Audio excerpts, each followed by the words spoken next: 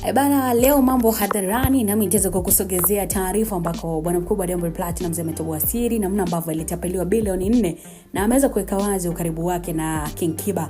Afunguka pia ujio wa kolabo yao Sina Ugomvi Naye. Karibu sana, tuliangazia hili kwa kina kabisa, ikiwa ni taarifa ambayo pia itaweza kukusisimua na kuyafahamu mengi ambayo yamejiri katika ulimwengu wa matukio na burudani.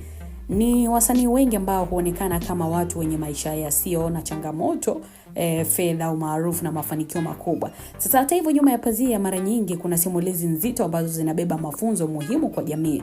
Na moja ya simulizi hizo ni ile ya Diamond Platnumz ambaye hivi karibuni alifunguka kuhusu tukio lililomgusa sana maishani la kutapeliwa kiasi kikubwa cha fedha kinachokadiriwa kufikia shilingi bilioni 4 za Kitanzania. Akizungumza katika mahojiano yaliyosambazwa katika mitandao ya kijamii, msanii huyo alieleza kuwa jinsi kwa wazi kabisa tukio hilo lilivyobadilisha mtazamo wake wa maisha. Na alisema kuwa alipitia wakati mgumu sana baada ya kugundua kuwa alikuwa ametapeliwa katika mchakato wa kununua ndege binafsi kwa maana ya private jet. Hili lilikuwa pigo kubwa sana kwake, si tu kifedha bali pia kisaikolojia. Sasa kwa mujibu wa maelezo yake, matarajio ya kumiliki ndege binafsi yalikuwa sehemu ya ndoto kubwa ambazo alijengea baada ya mafanikio yake katika muziki. Kumiliki private jet ni ishara ya mafanikio ya juu kwa wasanii wengi duniani, na kwa Diamond Platnumz ilikuwa hatua nyingine ya kuthibitisha kwa juhudi zake zilikuwa zimezaa matunda. Hata hivyo, ndoto hiyo ilikatishwa ghafla na tukio la utapeli, jambo ambalo lilimfanya kutafakari upya maamuzi yake na watu waliokuwa wakimwamini. Jambo la kuvutia zaidi katika simulizi hii si hasara ya fedha peke yake, bali ni athari ya kiroho aliyoipata.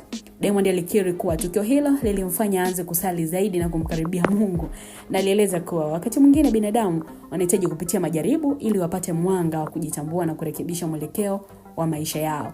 Bana, kauli yake kutapeliwa bilioni 4 kulinifanya nianze kusali, hii imegusa watu wengi sana na kuibua mjadala mpana sana katika mitandao ya kijamii.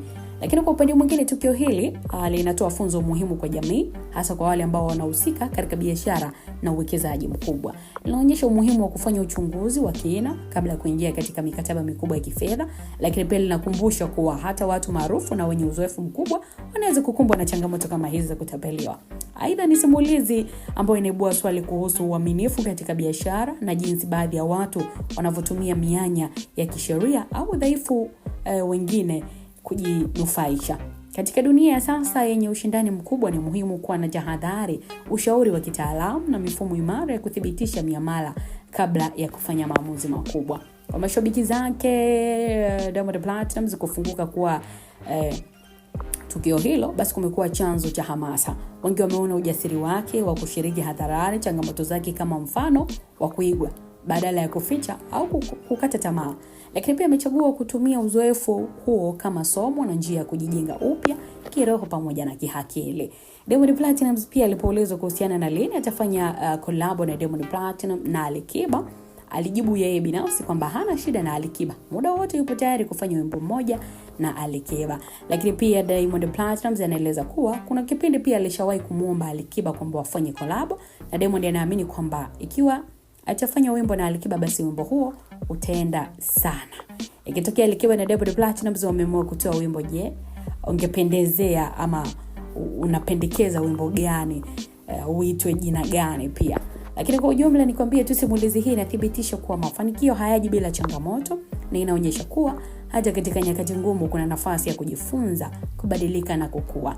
Ni ukumbusho pia kuwa fedha zinaweza kupotea, lakini hekima, uzoefu na imani vinaweza kuwa mtaji mkubwa zaidi katika maisha ya binadamu. Tunasubiri kuona collab lipo ama halipo na Alikiba baada ya interview hii ya Diamond Platnumz kuzungumza na kuweka bayana kwamba hana shida kabisa, atajibu nini. Tunaendelea kusogezea update kwa wakati mwingine. Endelea kusubscribe, kushare, kulike, lakini pia comment. Bye bye.